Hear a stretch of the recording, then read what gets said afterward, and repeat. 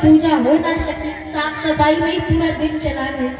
दूसरी गोपी कहती है अरे तुम्हारा तो फिर भी ठीक है, इस नंदराय के छोरे ने मेरे साथ तो ऐसी हरकत की है ना कि एक रोज हमारे घर पर चूल्हा नहीं जल पाया। यशोदा मैया घबरा गई, उन्हें लगा तुम्हारे साथ ऐसा क्या कर दिया मेरे लाल ने कि तुम्हारे घर चूल्हा ही नहीं जला। गोपी कहती मैया हर रोज की भांति मैं माखन निकाल रही थी, तब तक तुम्हारा लाला आया और आकर माखन मांगने लगा। अब बिना माखन भगवान को भोग लगाए तो हम दे नहीं सकते थे, सो उस दिन माखन दिया नहीं, हमने डांट फटकार कर भगा दिया। तो जाते जाते लाला कहता गया गोपी सुन लो, आज तुमने मुझे माखन नहीं दिया है ना, कल तुम्हारे घर पर चूल्हा नहीं जलेगा।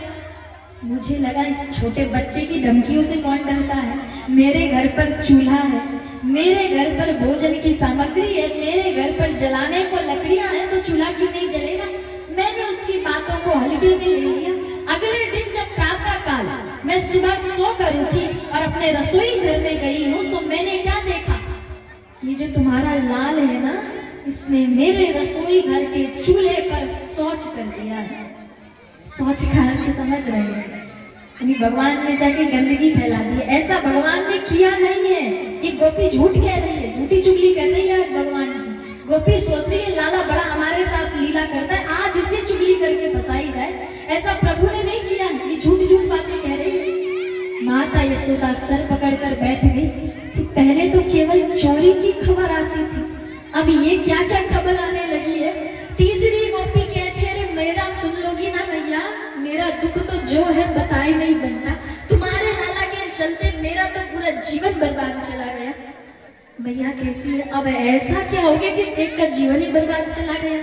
एक गोपी कहती है मैया रात्रि का समय था, मैं और मेरे पतिदेव सो रहे थे, चारों ओर अंधेरा छाया था, ना जाने कहां से तुम्हारा लाला आया और मेरी चोटी और मेरे पतिदेव की दाढ़ी दोनों को आपस में बांध कर चला गया।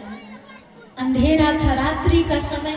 अब जब मैं करवट बदलूं तो पतिदेव की दाढ़ी खींचे, जब पतिदेव करवट बदले तो मेरी चुटिया खींचे। जैसे तैसे खींचा ताली में मैंने दीपक जलाया, उस दीपक की रोशनी में जो दिखा मैया।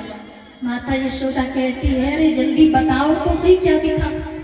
गोपी कहती है मैया मेरे पतिदेव की आधी दाढ़ी चली गई, मेरे बाल झड़े सोच में अलग अलग।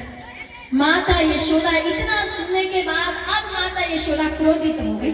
माता यशोदा को लगा पहले चोरी करता था, आजकल ये बड़ा शैतान हो गया है। माता यशोदा कन्हैया को बुलाती है। सुबह का समय था, प्रभु सोए हुए थे। मैया